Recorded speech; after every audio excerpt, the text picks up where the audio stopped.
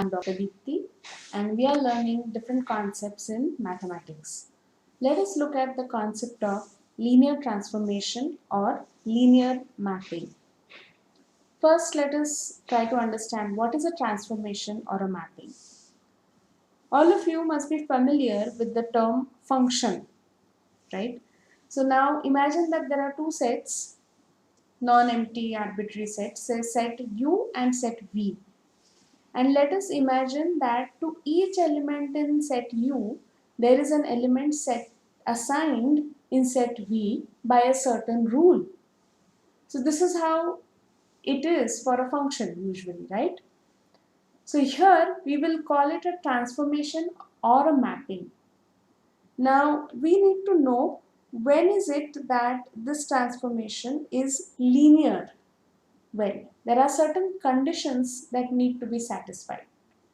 For example, let us imagine that there are two elements x and y belonging to the set U.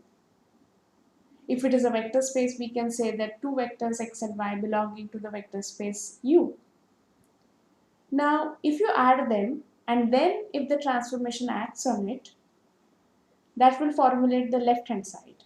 On the right hand side, you have transformation acting independently on the elements x and y and their addition. Both the sides have to be equal.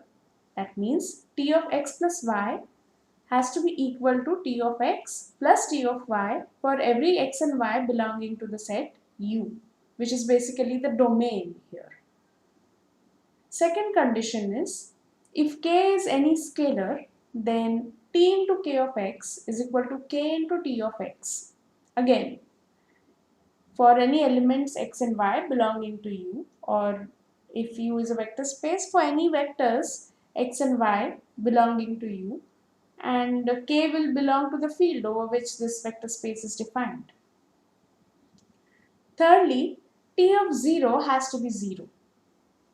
Now if these conditions are satisfied, then we call it as a linear transformation. Let us see an example of a linear transformation.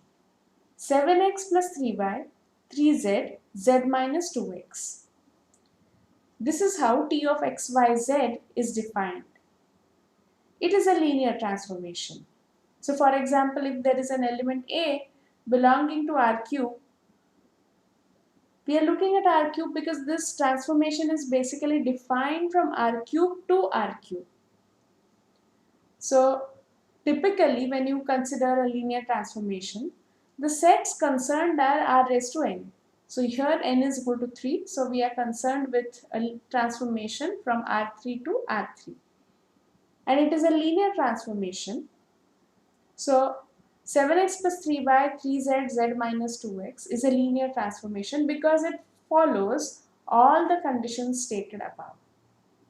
So for any element A belonging to R cube, for example, if A is 1, 2, 3, then simply you need to substitute the values of 1, 2, 3 here in place of x, y, z, and you will be able to get the answer as 13, 9, 1. So 1, 2, 3, the vector A, is mapped to T of A, which is 13, 9, 1, and it is a linear mapping. Now let us see how to prove that a certain mapping is linear. So let there be a mapping given from R cube to R square, given as x plus 2z, 3x plus 5y minus 2z. Now this is the procedure where we are verifying all the three conditions. We will look at this example in detail in the next session. Thank you.